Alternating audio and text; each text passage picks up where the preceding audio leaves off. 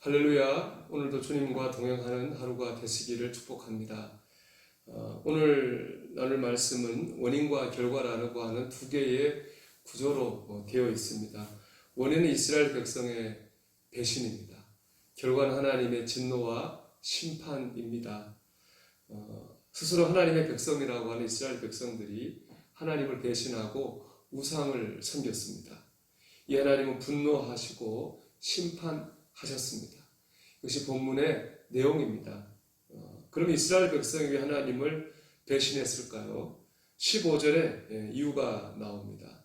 그런데 여수론이 기름짐에 발로 찼도다. 내가 살찌고 비대하고 윤택함에 자기를 지으신 하나님을 버리고 자기를 구원하신 반석을 없인 여겼도다. 여기 여수론이란 의로운 자라는 뜻으로 하나님께서 이스라엘 백성을 귀하게 부르시는 말입니다. 의롭지 않지만 의롭다고 불러주시는 것이죠. 이처럼 하나님이 여수론이라고 불러주실 만큼 이스라엘 백성은 하나님의 백성으로 사랑을 받았습니다.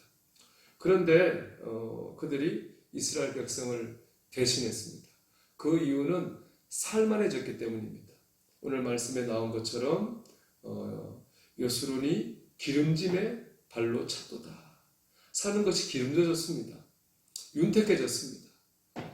원래 이스라엘 백성은 애굽에서는 죽도록 일해야 됐던 노예였습니다. 그리고 광야에서는 갈 곳이 없어 정처에 떠돌던 난민에 불과했습니다.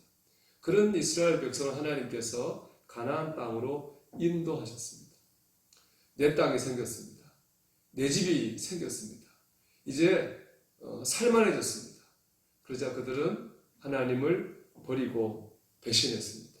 하나님의 은혜를 잊어버렸습니다. 힘들고 어려울 때 그들과 함께 하시고 여기까지 인도하신 하나님을 버린 것입니다. 그런데 어떻게 하나님께서 진노하지 않으실 수가 있겠습니까? 하나님의 진노의 결과는 무엇입니까? 우리 22절에 나오는데요. 제가 읽어보겠습니다. 그러므로 내 분노의 불이 일어나서 스올의 깊은 곳까지 불사르며 땅과 그 소산을 삼키며 산들의 터도 불타게 하는도다. 아멘. 그렇습니다. 하나님께서 진노하신 결과는 불심판입니다.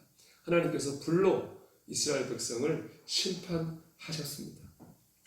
사랑하는 여러분, 우리가 지난날 내게 주신 하나님의 은혜를 잊어서는 안 됩니다. 은혜를 잃어버리고 사는 그때가 우리에게는 가장 위험한 때입니다.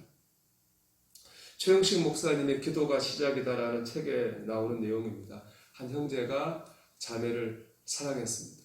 자매는 처음에는 그 형제를 사랑하지 않았습니다. 그래서 아주 쌀쌀맞게 대했습니다. 하지만 형제가 그 자매를 너무 사랑했기 때문에 그 쌀쌀맞은 것을 다 받아주고 잘 대해주었습니다. 형제의 사랑에 그 자매도 이제 마음의 문을 열고 두 사람은 연인이 됐습니다. 그리고 이제 연인이 된 다음에 자매가 생각해 보니까 내가 너무 쌀쌀맞게 군 것 같아서 마음을 바꿔서 잘 대해주기 시작했습니다. 자매의 변화에 형제는 굉장히 고마워했죠. 그런데 한 달, 두 달 시간이 가면서 달라졌습니다. 점점 이제 고마워하는 마음이 없어졌습니다. 그러더니 나중에는 오히려 그 형제가 자매를 향해서 불평하고 원망하기 시작했습니다. 변한 것이죠. 그 형제의 변화에 자매는 당연히 실망할 수밖에 없었습니다. 이는 단지 남녀 간의 문제만은 아닙니다. 하나님과 우리와의 관계도 마찬가지입니다. 우리 인간의 가장 큰 허물은 축복이 계속되면 더 이상 그것을 축복으로 여기지 않는다는 것입니다. 축복을 당연하게 생각합니다. 축복을 당연하게 생각하다 보면 재앙의 날이 오게 됩니다. 우리가 일상이라고 하는데요. 일상은 내일이 같다는 것이잖아요. 내일이 같다는 일상은 축복이지 저주가 아닙니다. 생각해 보십시오. 일상에 무슨 일이 생기면 비상입니다. 비상 상황이 어떻게 좋은 것일 수가 있겠습니까? 일상의 축복을 축복으로 느낄 수 있어야 됩니다. 일상의 축복을 축복으로 고백할 수 있어야 됩니다. 그럴 때 우리는 하나님의 은혜로운 백성으로 살 수가 있을 것입니다. 그러기 위해서 필요한 것이 바로 예배와 말씀이죠. 예배와 말씀을 통해서 우리 영혼이 깨어나게 됩니다. 그래서 축복을 축복으로 느끼고 은혜를 은혜로 고백하게 될 수 있습니다. 사랑하는 여러분, 오늘도 일상의 축복을 축복으로 느끼며 은혜를 고백하는 가운데 여술은 하나님의 사랑하는 백성으로 살아가는 저와 여러분이 되시기를 주님의 이름으로 축원합니다.